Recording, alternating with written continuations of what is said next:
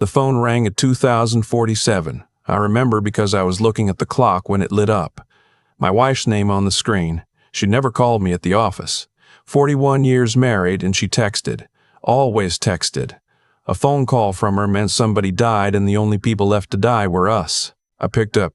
"Are you sitting down?" Not a question, a flat statement, the way she said things when she'd already decided how the next 10 minutes were going to go. I'm at my desk. Aunt Margaret passed last night. The estate cleared probate this morning. It's all coming to me. Every dime. I waited. There was always more with her. I want you out of the house by tonight. I've already called Greg Henderson. The papers will be on the kitchen counter when you get home. Sign them. Don't make this ugly. I said nothing. Did you hear me? I heard you. Tonight, before I get back from the lawyer, take what fits in your truck. The line stayed open. I didn't. I set the phone face down on the blotter and looked at the spreadsheet I'd been working on. Numbers. Rows of them. I'd been a controller at the same machine parts company in Toledo for 33 years before I retired. And even now, 2 days a week, they still called me in to clean up what the new kid couldn't figure out. Numbers had been good to me. Numbers don't lie. Numbers don't change their mind at 2047 in the afternoon. I closed the spreadsheet. I closed the laptop. I told Janine at the front desk I was heading out early, and she said, "Have a good one, Mr. Doyle." And I said, "You too." And I walked to the parking lot like a man whose wife had not just told him to be gone by sunset. In the truck, I sat for a minute with my hands on the wheel. And Margaret. I knew Margaret. Margaret was 91 and lived in a brick house outside Saginaw with 3 cats and a Lincoln she hadn't driven since the Bush administration.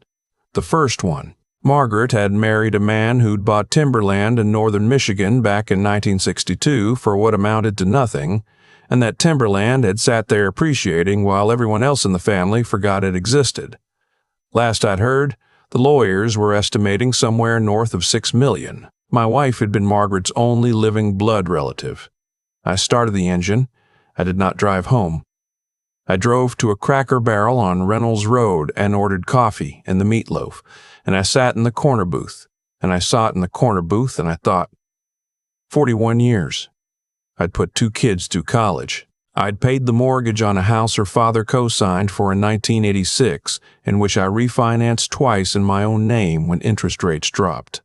I'd bought the cars. I'd carried the health insurance through her father's cancer and her mother's hip and her own bout with a benign tumor in '04 that turned out to be nothing but cost us $11,000 out of pocket anyway. I'd done my taxes and her taxes and our taxes jointly every April for 4 decades, and I never once asked her what was hers and what was mine, because I'd believed the answer was ours. Apparently, I'd been the only one believing that. I took out my phone and I called my brother. "Ray, I need a name." "What kind of name?" "Lawyer. Family law, somebody mean." He was quiet for a second. "What did she do?" "Margaret died." "Oh boy, yeah. Hold on. I heard him moving around.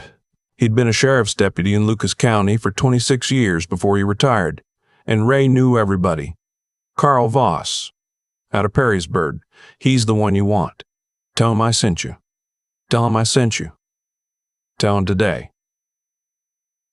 I called Voss. His secretary said he was with a client. I said, "Tell him Ray Doyle's brother needs an emergency consult," and she said, "Hold please," and 3 minutes later Voss came on the line and said, "Be at my office at 5. I finished my meatloaf. I left a $20 for an $11 check because the waitress had a kind face and I didn't want to wait for change. Then I drove home. The driveway was empty. She was still at Henderson's office, signing whatever she thought she was signing. I let myself in. The papers were on the kitchen counter, just like she said. A blue folder with a tab that read, "Doyle, marital dissolution." I didn't open it. I went to my office, the small one she'd always called the junk room, before I moved my desk in there in 2019, and I opened the file cabinet. I want to tell you something about file cabinets. People my age still have them, real ones, with hanging folders, and inside the hanging folders are pieces of paper with ink on them, and the ink does not get deleted by software updates and is not subject to the cloud. My wife had laughed at me for keeping mine. She used a banking app on her phone and a yellow legal pad, and she had no idea, none, what was in my file cabinet. I pulled 4 folders. The first was the deed to the house. The deed showed the property had been retitled in 2011 into a revocable trust I'd set up after my father died, and we'd watched my mother get bled half to death by my brother-in-law's bad decisions. The trust was in my name as both grantor and trustee. My wife was a contingent beneficiary, but she was not on the deed, and she had not been on the deed for 14 years. She'd signed the quitclaim herself. I remembered the day. She'd been on the phone with her sister, and she'd said, "Sign whatever, just don't make me read it." And I'd watched her sign with one hand while she held the receiver with the other, and I'd kept that quitclaim, and I had it in my hand right now. The second was the prenup. We'd signed it 3 weeks before the wedding in October of 1984, at her father's insistence, because her father had not trusted me, an accounting student from a town with one stoplight, to not run off with whatever modest savings his daughter had. The prenup was 4 pages. It said that any inheritance received by either party during the marriage remained the separate property of the receiving party, and that any marital assets accrued to the labor of either party would be divided equitably in the event of dissolution. I'd kept the original. She, I was reasonably certain, had not. The third was the joint brokerage account statement from Schwab. I'd opened it in 1996. The account had a beneficiary form attached, and the beneficiary was our daughter Caroline, not my wife.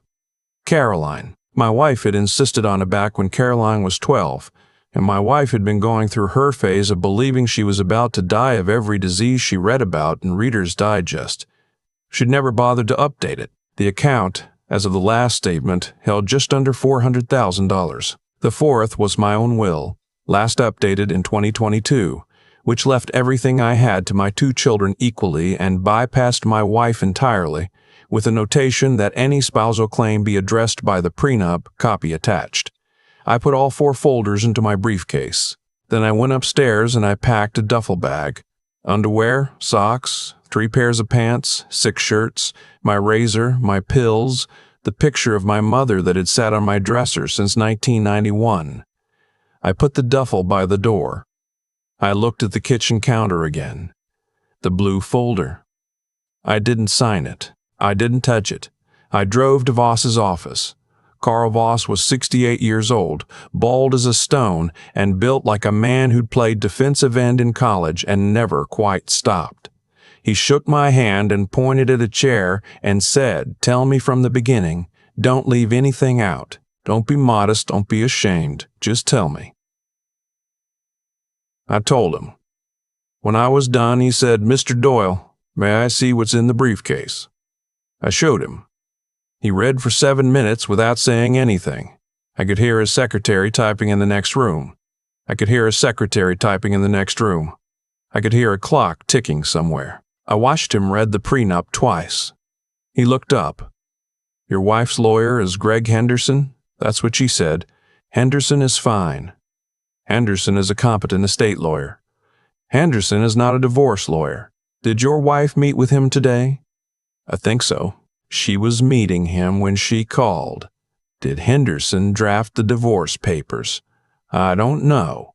My guess is he did not. My guess is your wife had a paralegal somewhere fill out a template, or she did it herself off LegalZoom. Because Henderson, if he had drafted these papers, would have asked her about a prenuptial agreement, and she would have told him there wasn't one, and Henderson would have done a 30-second search of public records and found out she's wrong. She thinks there isn't one. She thinks wrong. Mr. Doyle, do you understand what I'm telling you? Tell me anyway.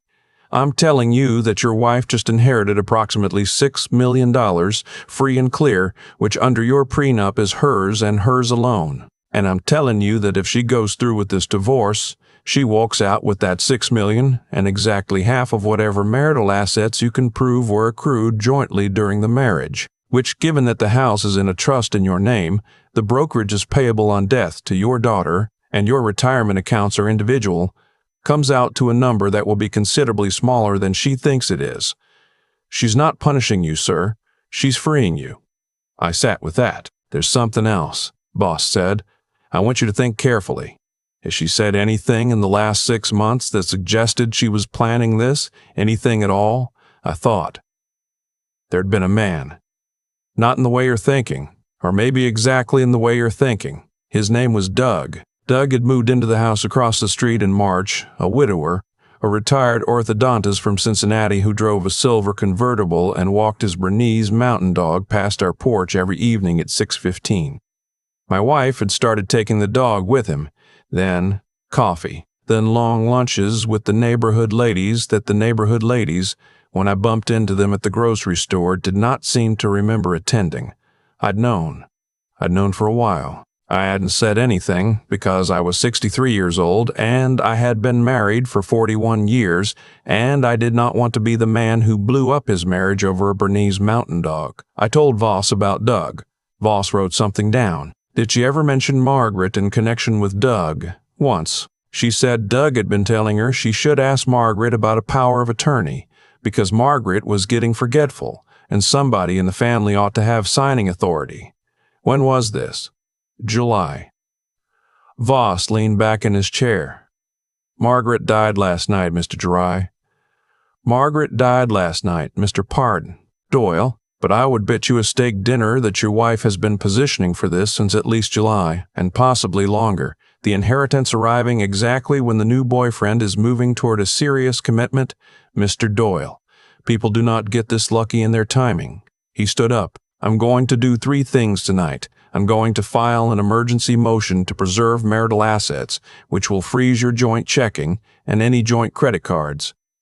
I'm going to send a letter to Henderson informing him that you are represented and that any divorce filing must go through me. And I'm going to send a separate letter to your wife, registered mail, attaching a certified copy of the prenup. Do you have somewhere to stay tonight?" "My brother's. Stay there for at least a week. Do not return to the house. Do not answer her calls. If she shows up at your brother's, do not open the door. Anything she says to you now is evidence, and I want all of that evidence to go through me. Are we clear?" "We're clear. One more thing." He looked at me over the top of his reading glasses. "You don't seem upset." "I'm not upset. Why not?" I thought about it. I think I've been waiting for this phone call for 1.5 years, and I just didn't know what it was going to sound like. He nodded slowly. "Mr. Doyle, you and I are going to get along just fine. I drove to my brother's house in Maumee. Ray put a beer in my hand, and his wife Donna put a meatloaf sandwich in front of me, even though I'd already had meatloaf, and I didn't have the heart to tell her. I ate it. Ray didn't ask questions. He'd been a cop long enough to know when a man needed to eat in silence. At 9:30, my phone started ringing. My wife. I let it go to voicemail. It rang again at 9:34, 9:38, 9:41. By 10:15, there were 11 missed calls. The voicemail started friendly. By the 4th one, she was crying. By the 7th, she was furious. The 8th one I want to tell you about, because it told me everything I needed to know. "Where are the papers, Walter? I told you to sign them. I told you to leave. I came home and the papers are still on the counter, and your truck is gone and you didn't sign them. What are you doing? What are you trying to do to me? Doug is here. Doug came over. Doug says you're going to try to make this complicated. Don't make this complicated, Walter. Just sign the papers. Just sign them and let me have my life. Doug is here." She'd called from inside our house, with the boyfriend already on the couch, less than 7 hours after telling me to leave. I deleted the voicemail. I went to bed in my brother's guest room. I want to tell you what happened over the next 3 weeks, because it is the part of the story that comments will say went too fast in the original telling, and it is the part I want to slow down and get right. The next morning, Voss filed his motion. The judge granted the freeze on joint accounts within the hour. My wife went to the ATM at noon and discovered her debit card had been declined. She called the bank. The bank told her the account was under court order. She called Henderson. Henderson told her he had received a letter from a Mr. Pete. Carl Voss, attorney at law, and that there appeared to be a prenuptial agreement that she had not disclosed, and that he was no longer comfortable representing her in the dissolution, and would she like a referral? She did not want a referral. She drove to my brother's house at 1:30 in the afternoon and pounded on the door for 6 minutes. Donna called the mommy police, who were, as I mentioned, my brother's former colleagues, and an officer named Mike Petrosky came out and explained to my wife that this was not her residence, that she was trespassing, and that if she returned, she would be arrested. My wife told Officer Petrosky that her husband was a coward. Officer Petrosky said, "Yes, ma'am, please get in your car." That afternoon, Voss called me. She hired a new lawyer, a man named Pinsky, out of Detroit. Pinsky is a shark. Pinsky is also expensive, and your wife is going to discover in the next 48 hours that her inheritance has not yet been distributed, because Margaret's estate has to clear a final accounting period. So she's about to spend retainer money she does not yet have on a fight she is not going to win. How do you know she doesn't have the money yet? Because I called the probate clerk in Saginaw County this morning and asked, "Mr. Doyle, this is a small world and a slow process." She thought she was inheriting on Tuesday. She is in fact inheriting in approximately 90 days. I sat with that for a minute. "Carl, there's something I want to ask you." "Ask." "The boyfriend, Doug, is there any way to find out if he has money?" Voss laughed. "I already did. Doug Reinecke, 65, retired from a private orthodontics practice in Cincinnati that he sold for $1.1 million in 2019. After taxes and after his late wife's medical bills, which were considerable, he is sitting on approximately $380,000 and a house with a $200,000 mortgage. The convertible is leased. He's broke. He is not broke. He is a comfortably retired man with limited means, which is to say, Mr. Doyle, he is a man who needs your wife to inherit $6 million, considerably more than your wife needs him." I thanked him. I hung up. I walked out into Ray's backyard, and I stood there for a long time looking at the bird feeder my brother had hung on a shepherd's hook in 2003 and never once refilled. Here's what happened next. On day 6, Pinsky filed the counter-motion accusing me of marital fraud and attempting to vacate the prenup on grounds of duress, claiming my wife had signed it under pressure from her father. Voss responded with a deposition from the notary who'd witnessed the signing in 1984, a woman named Ellen Brackett who was now 87 and lived in Tucson and who, when called, remembered the signing perfectly because my wife had brought her a tin of homemade fudge as a thank you. Ellen Brackett swore in a video deposition that my wife had been laughing throughout the signing and had said, quote, "My father is being ridiculous, but it's easier than fighting him," end quote. The motion to vacate was denied. On day 11, Caroline called me. My daughter. She lives in Denver now, runs a veterinary practice with her husband, has 2 boys I do not see enough. She said, "Dad, Mom called me. She said you stole the house from her. She said you've been planning this for years." I told Caroline what had happened. I told her the whole thing, beginning to end, including Doug. Caroline was quiet for a long time. Then she said, "Dad, I love Mom, but I have known about Doug since June. She told me about him. She told me he was the love of her life.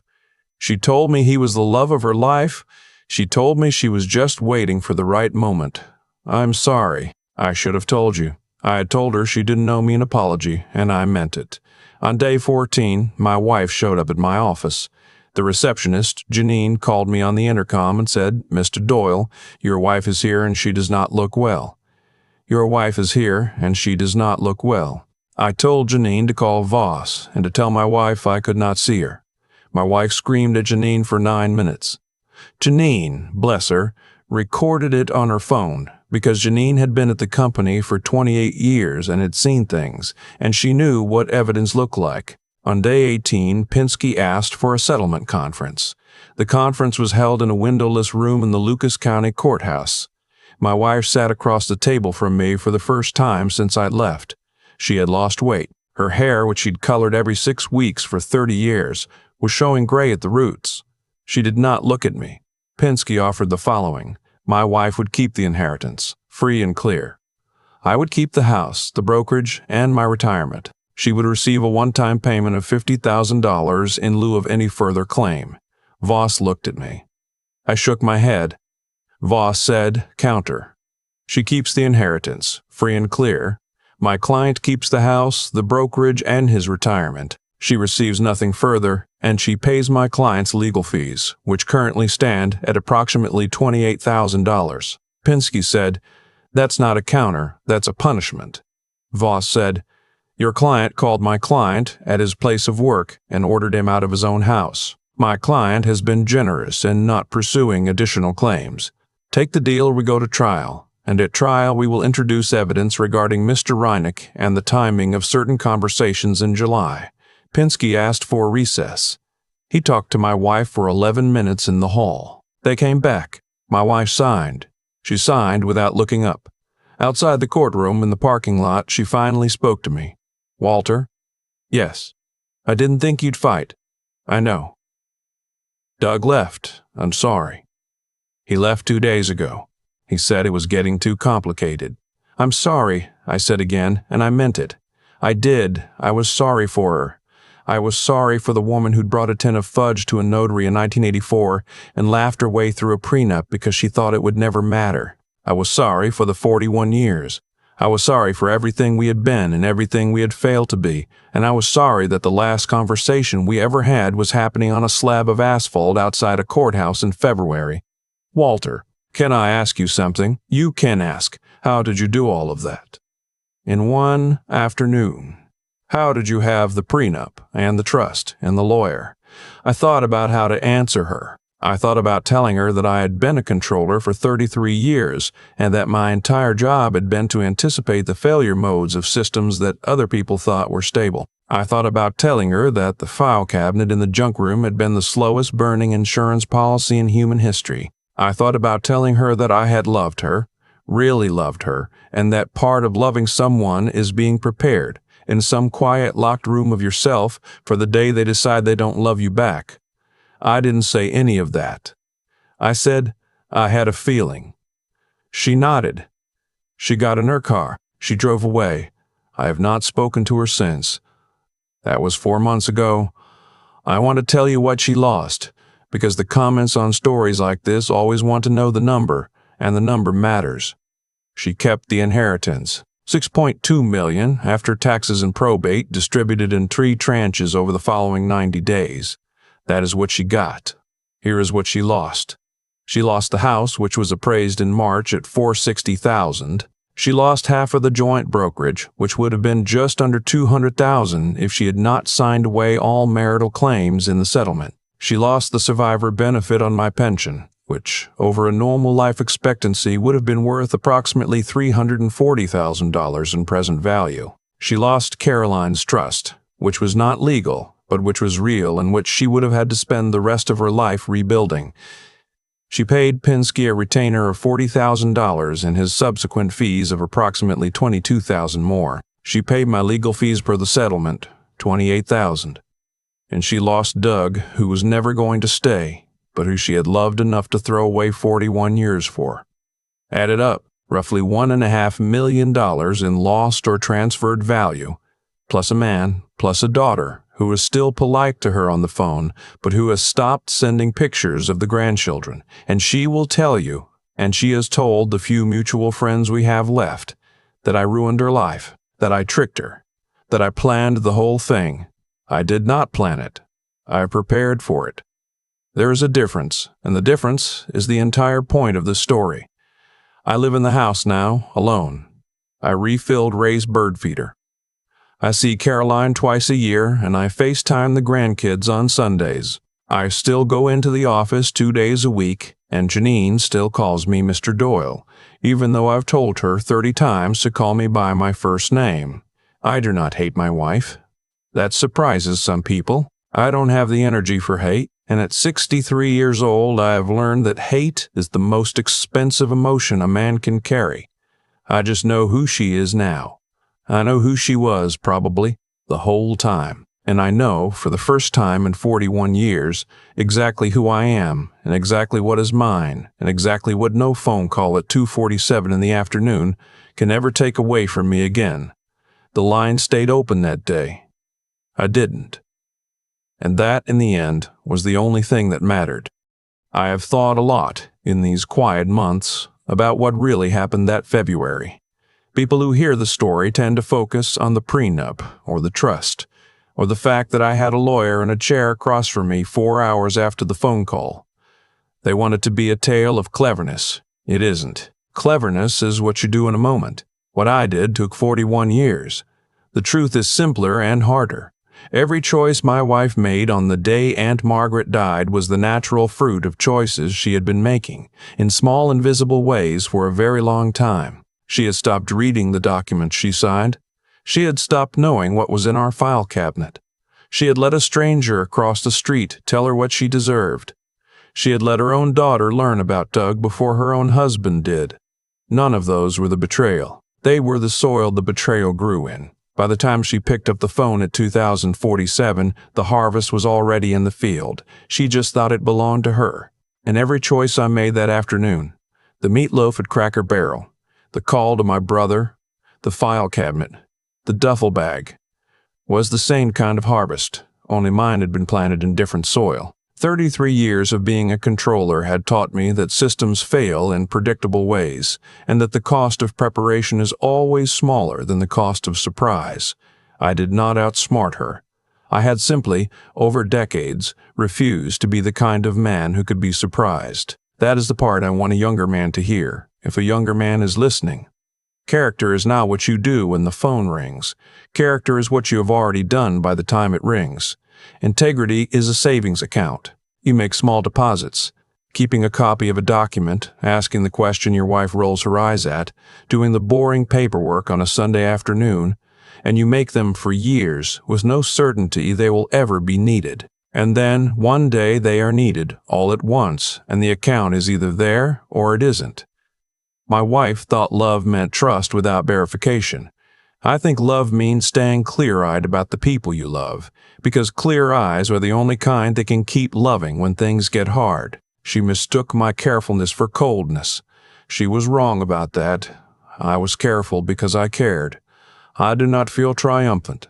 I feel quiet. There is a man across the street who has moved on to a new widow 2 streets over, and there is a woman who used to be my wife, who now lives alone in an apartment in Sylvania with $6 million and no one to spend it on.